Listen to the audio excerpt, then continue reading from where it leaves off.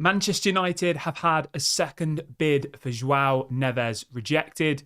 New Branthwaite deal apparently being prepared. And will we see a swap deal involving Jadon Sancho and Federica Chiesa? These are some of the stories we will be discussing on this morning's live show. But before we get into that, please do me one small favour. Smash a like on today's video. Let's try and see 500 likes on this morning's show. And if this is your first time watching, please subscribe to the channel. I'm live every single day at 8:30am, 1:30pm and also 6pm. That's all UK time. So if this is your first time watching, please do subscribe for all of your latest Manchester United transfer news and talk. Okay, cool. Let's get straight on in with it then, shall we? And let's start the show off by talking about a winger. And this is going to be about a player called Dan Ndoye, who plays for Bologna. We spoke about him a couple of days ago on the show, I think, didn't we? About Manchester United apparently looking at putting in an offer for the 23-year-old Swiss international. He plays as a right winger, plays football for Bologna, obviously where Joshua Zirkzee plays. He's been doing quite well for the Swiss national team over at the Euros, and apparently Manchester United have been in contact with Bologna in the last few days over a potential deal. This is being reported by multiple different people this morning here in the UK. Apparently he's valued at around £20 million, and it says that Basel will get 25% of that, I guess, as some sort of sell-on clause or whatever. But yeah, apparently as part of the Joshua Zirkzee deal, Manchester United have expressed interest in this Dan Ndoye. I'll be honest, before the Euros, I'd never heard of him. I'm not going to sit here and pretend I hadn't. Obviously, we'll see him in action tonight against England, so that'll be one to watch for sure. I don't really know too much about this player, you know.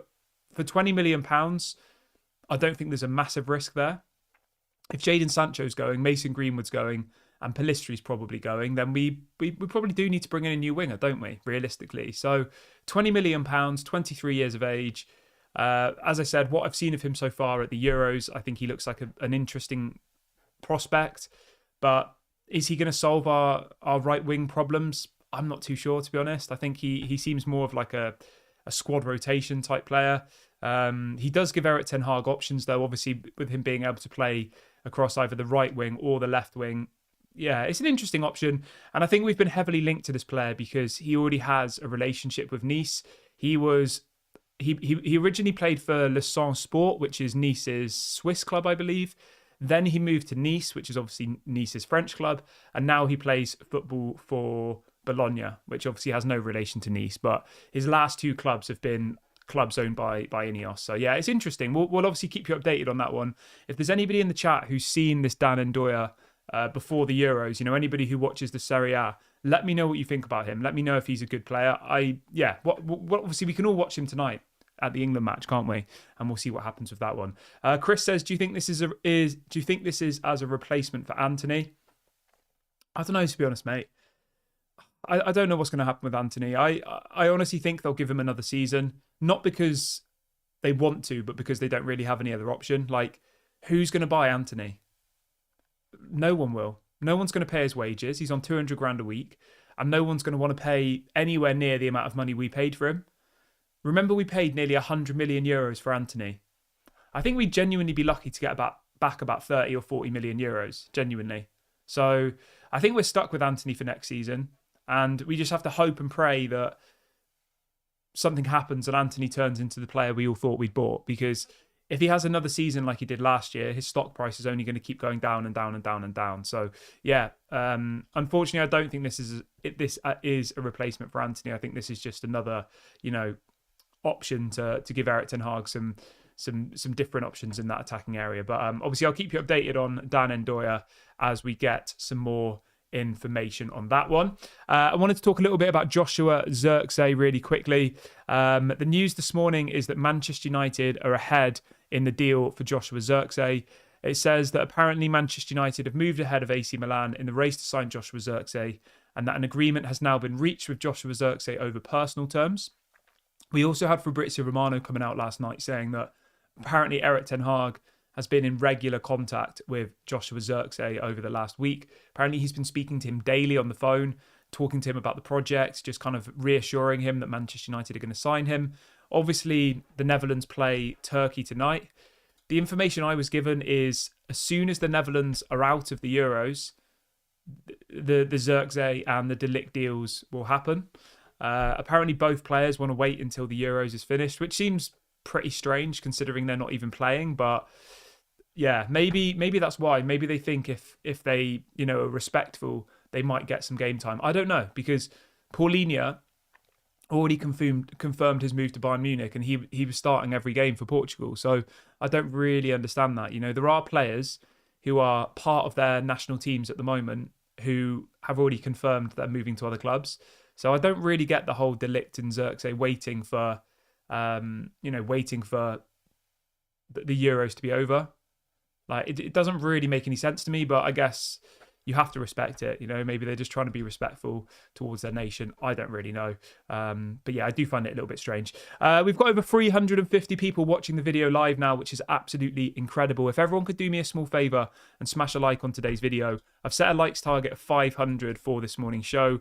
If everybody who's watching right now likes the video, we'll get very, very close to our target. So yeah, please go and do that. And if you're not subscribed, please also subscribe. We're literally 2 subscribers away from 26,000 now. So let's see if we can hit 26,000 by the end of today's video. If you're not subscribed, if this is your first time watching, please do get involved. Completely free content, live every single day. So yeah, make sure you go and do that. I'm going to have a little look in the comments section. Let's see what happens here. So someone called Melchert, I hope I've said your name right. Melchert says maybe it's a demand from Koeman. Yeah, I mean, we don't know what's going on in between, in these specific camps. I know in the past there have been like closed camps, if that makes sense, where supposedly all their focus has to be on the national team. They can't be like agreeing deals and all the rest of it. But yeah, we'll wait and see what happens with that one.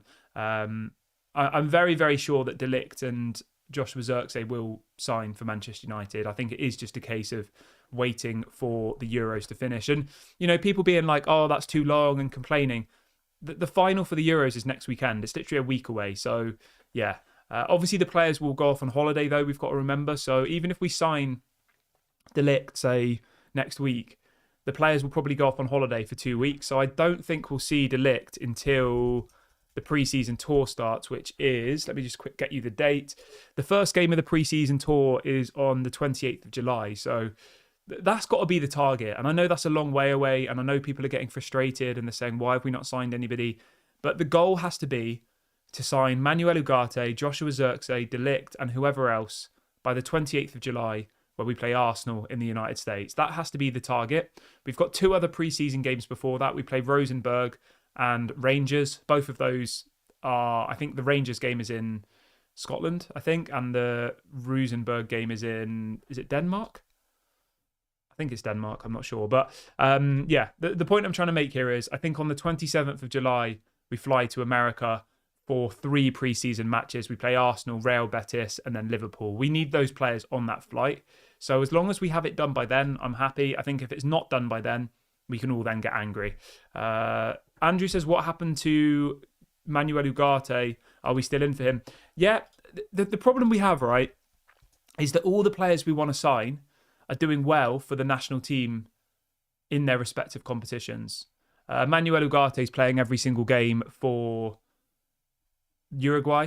Obviously, Zirkzee and De Ligt aren't really playing at all, but they're still part of the team. So yeah, that's what we need to aim for, really, is we have to understand that some of these national teams are not willing to let their players be kind of agreeing deals whilst the competition is going on. So the goal has to be for as many of those players to be on that plane to America on the 27th of July. That has to be the goal. But yeah, in relation to Manuel Ugarte, thank you for bringing that up. He already agreed terms with Manchester United. He's already said he wants to come to Manchester United. So the deal is there and ready to happen. Like, it literally is ready to happen. But the problem that Manchester United have is that he's over on the other side of the world, playing in the Copa America. And it looks like Uruguay are going to go quite far in that competition as well. So we'll have to wait and see what happens with that one. But I would say the likelihood of Man United signing Ugarte is probably pretty high, realistically, because they've already, agreed the personal terms of the player. The player wants to come to Manchester United. PSG are willing to sell him. They just need to agree on the transfer fee, which apparently would be around 40 million. So I think once the Euros and the Copa America comes to an end, we should see these deals starting to happen. And I know it's frustrating.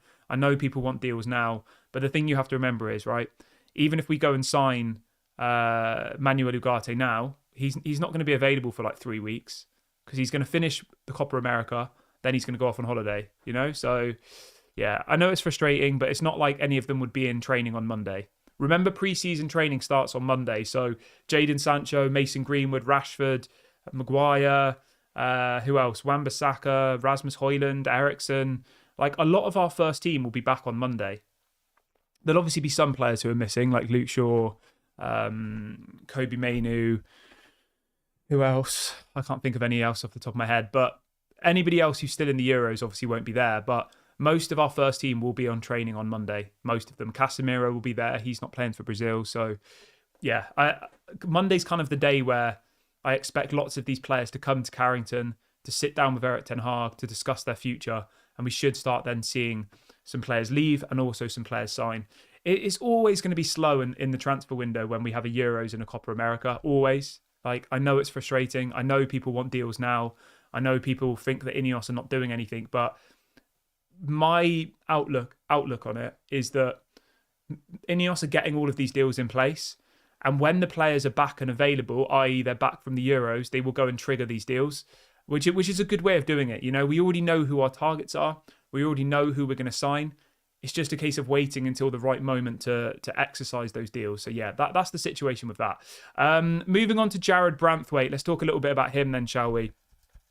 So the headline this morning is that apparently Manchester United are now looking at putting in a second offer for Jarrad Branthwaite. Apparently Jarrad Branthwaite has agreed to join Manchester United. Apparently he's agreed personal terms.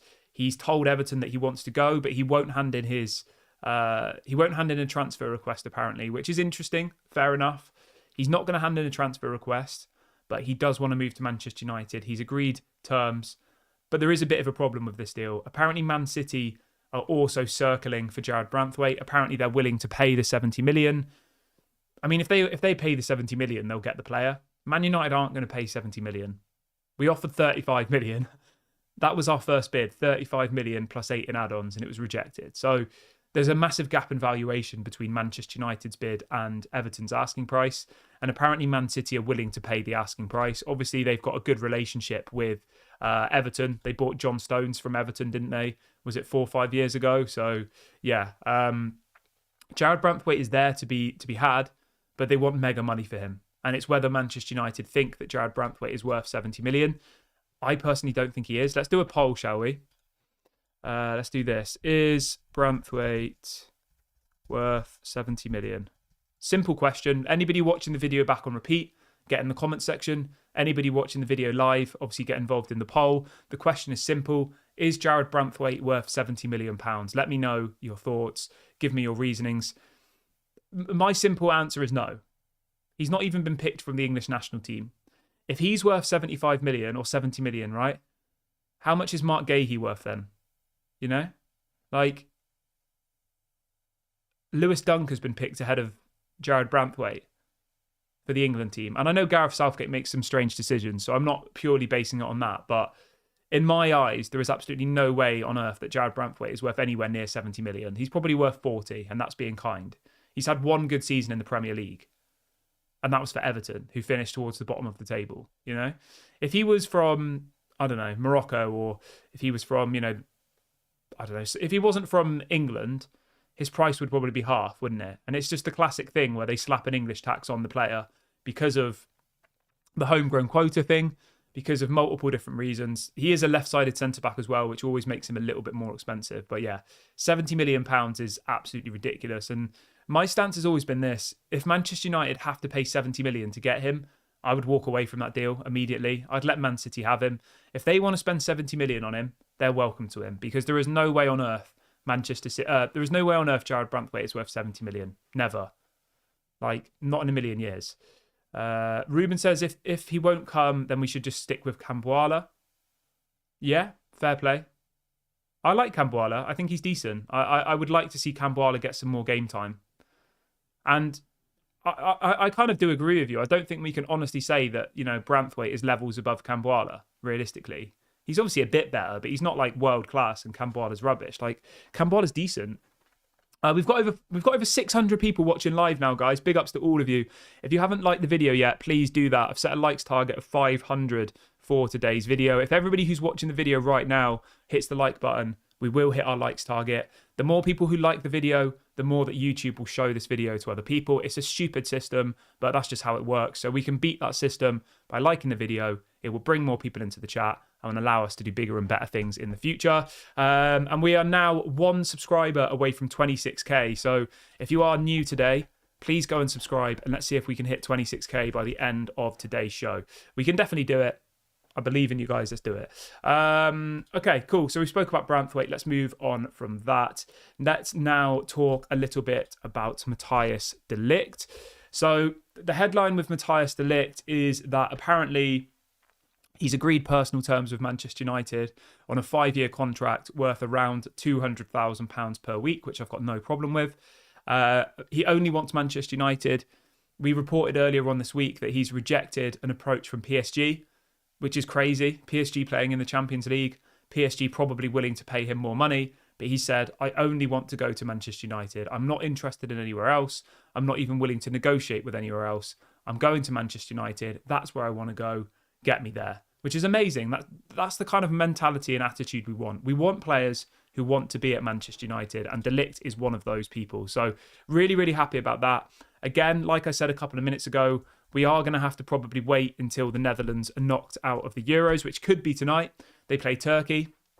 As soon as the Netherlands are out, I expect this deal to be concluded. Manchester United are currently negotiating the terms with Bayern Munich about how the deal will be structured, over how many years. Apparently the deal is going to be worth about £35 million, plus around £8 million in add-ons, which is exactly the same offer we put for Branthwaite. So yeah, I've got zero issues with this deal. I think it's really, really good business. I think it's very, very clever. I think we're getting a player who is much better than a £35 million player, but for 35 million. I think if de Ligt comes good at Manchester United, he could easily be a 60, 70 million pound player. Easy. He's only 24. If Branthwaite's 70 million, how much is de Ligt really worth, Because I definitely think he's worth more than 35 million. So I'm very, very happy about this. Obviously, Bayern Munich want to sell. Manchester United want to buy. So yeah, it's good. It's good all around. Lumen says Kieran de Ligt has been a flop and is only coming back because of Erik ten Hag. I don't think that's completely fair to call him a flop, to be honest. But obviously, you're entitled to your opinion. Let's see what else people are saying in the chat. Malp says it's strange that de Ligt didn't want United when he left Ajax. Well, we didn't have Erik ten Hag when he left Ajax, mate. He wants to come to Manchester United because of Erik ten Hag. Because he's spoken to Erik ten Hag. Because he played his best football of his career under Erik ten Hag. That's why he wants to come. It's quite an easy reasoning for why he wants to join us. It is purely... Obviously, I'm sure he knows Manchester United is a big club and all the rest of it. But the fact that he was at his very, very best, he was considered one of the best young centre-backs in the world, playing under Erik ten Hag at Ajax, and that Erik ten Hag's our manager. So that's obviously why he wants to come, They've obviously got a good relationship, and yeah, that's credit to Erik ten Hag for having that relationship with players. Now, I know people will say, oh, we're going to turn into the Netherlands at this rate, our whole team will just be Netherlands players, but if it works and it gels, I don't really care. Like, the only Netherlands players we've got at the moment are Ndoye and Malacia. Donny's leaving. We'll talk about him in a minute.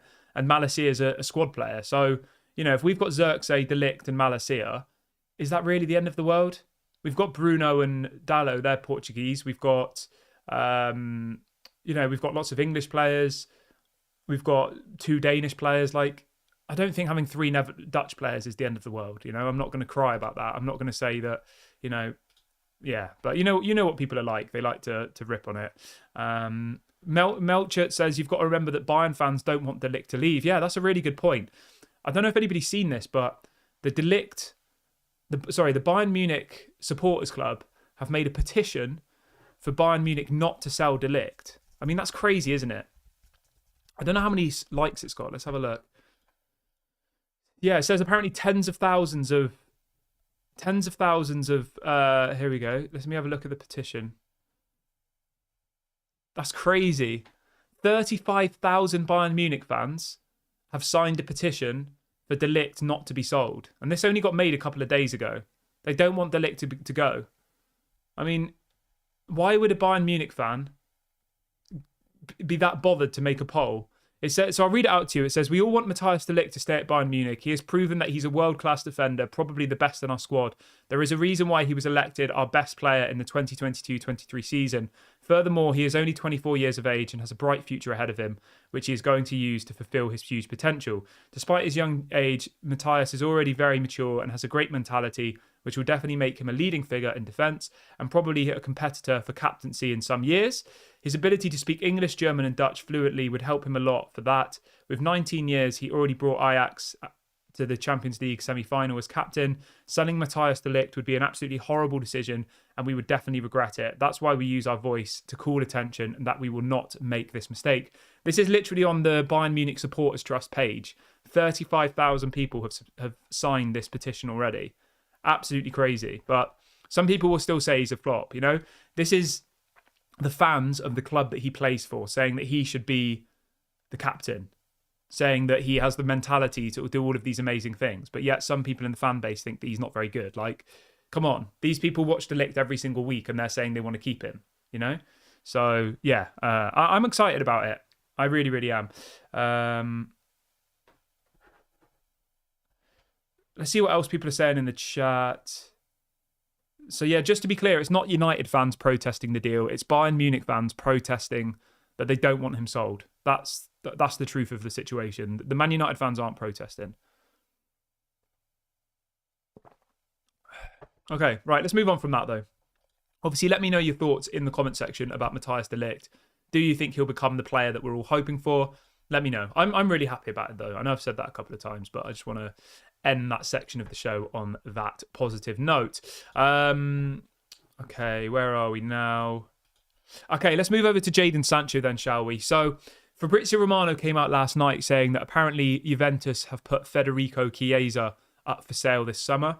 25 million euros is the asking price, which is about 20 million pounds. Now, I've got a question for you all. I want you to get involved. Should Manchester United do a swap deal involving Chiesa and Jadon Sancho? Let's see what people think. Where is it? So, should we swap Sancho for Chiesa? So, Chiesa's 26 years of age, obviously can play as a right winger, a left winger, and has played as a second striker before. Available for only £20 million. Would you do a swap deal? Jadon Sancho to Juventus, Chiesa to Manchester United. Apparently, Manchester United are in talks with Juventus over a deal for Jadon Sancho, but Juventus are only willing to take him on loan. So, look at it like this. Juventus don't want to pay any money for Jadon Sancho, okay? They only want him on loan. So our two options at this stage are either we loan out Jadon Sancho, probably pay half of his wages, and then are in the same situation next summer with no one wanting to buy him and we loan him out again, or we get rid of him permanently and bring in another player in exchange. Like, what would you guys do? Let me know in the comment section.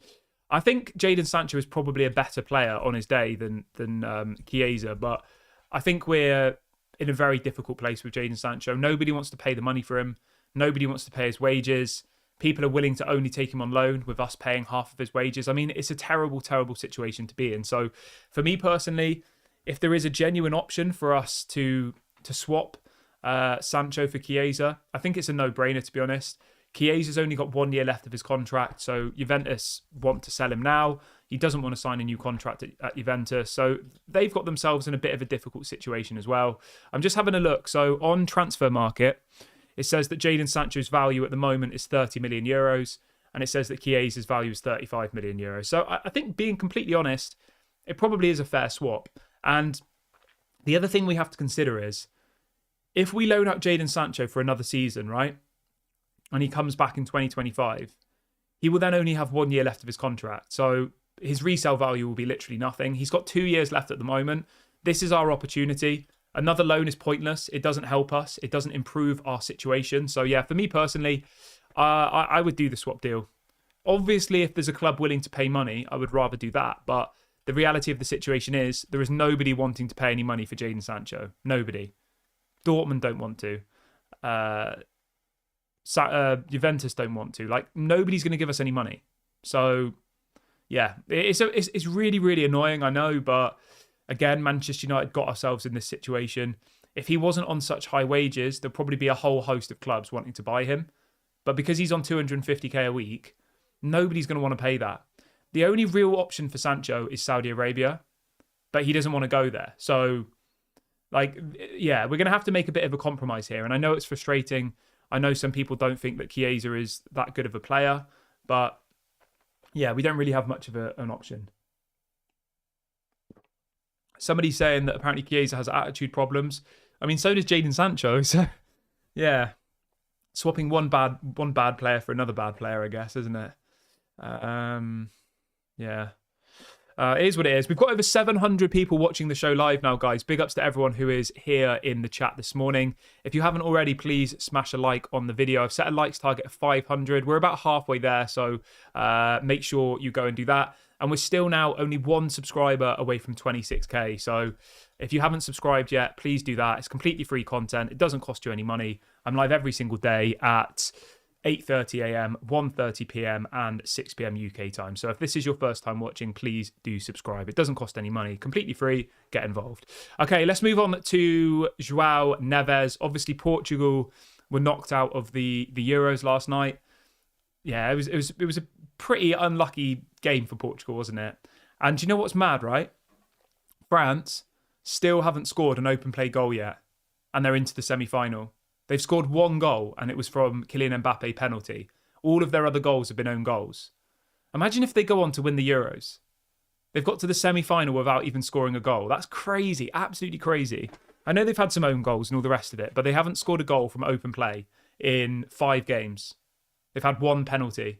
Like, it's absolutely mad. But anyway, let's talk about Joao Neves then, shall we? So the headline this morning coming up from Manchester Evening News is that apparently, it's on the Manchester Evening News website, but it's being reported by a very reliable Portuguese outlet. And they're reporting that apparently Manchester United have made a second bid for Benfica midfielder Joao Neves. It says after a first offer of £60 million was rejected earlier this week, Manchester United have now submitted a second offer worth £65 million, but the bid has been rejected by Benfica. Benfica are insisting on the £100 million release clause in his contract. Crazy, absolutely crazy. Apparently, PSG also submitted a bid of £60 million the first time round, but PSG haven't gone back in with a second bid. Now, I think there is a way that we can get this Joao Neves deal done, to be honest. I think that the only way would be if we, did... I think 100 million is ridiculous. I think if we maybe went up to 80, they'd probably accept it. If we then structured that over like 5 years, I think it's a good deal. But yeah, it all depends, doesn't it, on whether Benfica actually insist on this release clause being paid. The information I've been given is that apparently they would accept a little bit less, that there is a bit of wriggle room. But when I say a bit, we're talking like millions, not tens of millions. So yeah, Manchester United are going to have to be very tactical here because they want the player. They've obviously now submitted 2 bids. He's widely regarded as one of the best, most exciting midfielders in world football, of his age group anyway. So if they want to get this deal done, if they believe that he's genuinely the player for them, then they need to get it. They need to get it over the line. And I know that sounds a little bit obvious, but like the thing you have to remember is you don't have to give them the full transfer fee up front. They can structure this deal over X amount of years. So yeah, the thing is, right, if you signed him now, he's 19 years of age. He could literally be here till he's 30. Kobbie Mainoo and Joao Neves could be our midfield for the next decade. You would never have to replace them, probably. Like that position would be completely solved. If you had then De Ligt at centre-back, 24 years of age, I mean, he could be here for another 6, 7, 8 years. Like you've got Ahmad, you've got Garnacho, you've got Højlund. Like, we're starting to build a young team. So, although it's a lot of money, if Joao Neves becomes the player that we all expect him to be, then maybe the price tag isn't that unrealistic, But yeah, let me know what you guys think. Let's do a poll, shall we? So in relation to the last poll, 73% of people watching the video said that they'd swap Sancho for Chiesa, and 27% of you said they wouldn't. So thank you for that. I'm going to do one more poll before we end the show. Should United sign Joao Neves for 100 million? Johnny says, nowadays nobody stays for 10 plus years though. But the thing is, right, if we sign Joao Neves for 80 million and he becomes one of the best midfielders in the world, he would still have resale value, you know? Like, so even if he doesn't stay for 10 years, we still would have the opportunity in X amount of years to sell him for more money. So it's kind of win-win, isn't it? Obviously, if he comes and flops, we don't. But yeah, we'll wait and see what happens with that one. Let's see what else. So yeah, make sure you get involved in the poll, everybody. It's a simple question. Should Manchester United spend 100 million on Joao Neves? Obviously, let me know your thoughts in the comment section. You know, is that a deal that Manchester United should be doing? As it stands, at the point of recording this video, they are saying they want the release clause. Either you pay the release clause or you're not getting the player. So yeah, it's a fair stance, isn't it? And we know if we look back over recent history, Benfica always get what they want. They got the release clause for Enzo Fernandez. They got the release clause for what's his name? I can't remember his name. I can see his face. The guy who missed the penalty last night. My brain's gone. My brain's gone this morning. Too much football yesterday. Let's have a look. Who was it? The point I'm trying to make is Benfica always get Darwin Nunez. That's one of the players. They always get the money they want. Like, you can try and negotiate with them all you want, but if they want X amount of money, they will get X amount of money, you know? And they're notorious for doing it. Obviously, we do have somewhat of a good relationship with Benfica, though. We just sold them Alvaro Fernandez, the left back. Does that put us in a better position? I don't know. Maybe Benfica just say, I don't care. We want 100 million. Give it to us or you don't get the player. I honestly don't know. But yeah, hopefully we can get this deal done because I think it would be a good bit of business. I just do still worry that 100 million is a hell of a lot of money. If he turns good, then it's fine, isn't it? But you know, if he flops, then yeah, we're all going to be sat here thinking, what the hell have we done? But I know that sounds a little bit obvious, but so many players have come to Manchester United for mega money and not done well, haven't they? So yeah, we'll wait and see what happens. Yeah, Joao Felix, that's the guy. My brain was just, you know, when you can see the person's face in your head, you're looking at them, but you can't get the words out. Yeah, so as Foot Check says, Joao Felix, Nunez, Enzo Fernandez, they've all got ridiculous amounts of money for all of those players, haven't they? They got the release clause for every single one of them. And Ruben Dias, they got 70 million for. They got 65 million for Gonzalo Ramos. Like, they do well on transfers, Benfica. They're not a club who gets messed around with. Either you pay the money or they don't sell them to you. It's as simple as that. So, yeah, Manchester United are in a difficult position here, and I think it will be a very, very difficult deal to do. It is still possible. There is still a desire from the club to do it. We are still putting in bids. Fred says, is the lack of players leaving concerning you? To be honest with you, mate, if on Monday we don't start hearing news of players leaving, I will start being a bit concerned. Remember, everyone, the players return to training on Monday. So until then, they're all on their holidays. They're all off doing nice things. At the moment, Dan Ashworth, Jean-Claude Blanc, Sir Dave Brailsford will all be sat down working out who they want to stay at the club next summer, right? This summer, sorry. And then on Monday, they'll invite them into their office and they'll say, this is what we've decided. And effectively, they'll either stay or go. So as it stands at the moment, I'm not worried about the transfer window. I think we're making good movements. I think we're getting lots of deals lined up. I think lots of business will happen, but we just have to be patient. And I know that's frustrating. I know people want deals immediately. I know people don't like waiting. I know over the last decade, our transfer business has been absolutely appalling, and I get that, but it's just how it is. We've got over 800 people watching the show this morning, guys, which is absolutely incredible. If this is your first time watching, please do subscribe to the channel. We're still one subscriber away from 26,000. So please, somebody like the video. It's really annoying me that we're only one away. Let's hit that by the end of today's show. And please make sure you smash a like as well. We're about 200 likes off our likes target of 500. So please go and do that if you haven't already. I'm going to read out a couple of your questions now. So get your questions in the live chat. Gaz says Paul Mitchell is better than Dan Ashworth. I wanted Paul Mitchell. Fair point. can hear the fire alarm going off. I don't think it's in my house. I hope so anyway. I hope it's not. Yeah, I don't know who's better between Paul Mitchell and Dan Ashworth, to be honest with you. I think they're both different. And I think at the end of the day, like, you need to get the person that Ineos want. Ineos wanted Dan Ashworth, and they've got Dan Ashworth. So whether we think Paul Mitchell's better is kind of irrelevant in some ways, because at the end of the day, Ineos have got the man they wanted, and we now can judge them on that. But yeah, I don't know. I don't know who's better between those two. What else have we got?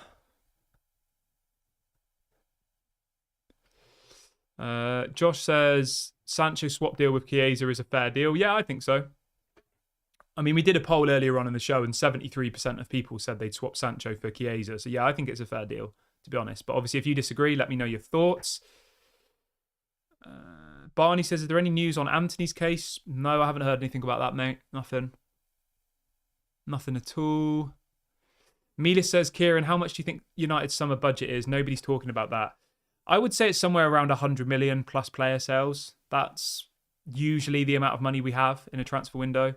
Obviously, because of financial fair play and stuff, it has been tightened a little bit. So, yeah, I'm not obviously sure 100%, but I imagine we've probably got about 100 million plus player sales. So it all depends on how many players we sell. I know that sounds obvious, but, you know, we could easily sell £100 million worth of players this summer.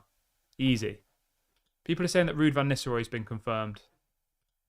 Let's have a look if that's true. Can't see anything about Ruud van Nistelrooy being confirmed, but let me know where you're reading that. Yeah, I'm not sure where you're reading that, mate. Ruud van Nistelrooy. Yeah, I can't see anything about Ruud van Nistelrooy on the Man United website. So yeah, I don't know where you're seeing that. Right, I'm going to wrap the video up here, guys. It's been an amazing show this morning. Thank you very much for joining me today. There will be a video at 1:30 this afternoon. Please make sure to smash a like on the video before you leave. We've got over 700 people still watching, which is absolutely incredible. Thank you so much for spending this morning with me. Make sure you like and subscribe on your way out. This has been Daily Red Devil, and I will speak to you all a little bit later. Bye for now.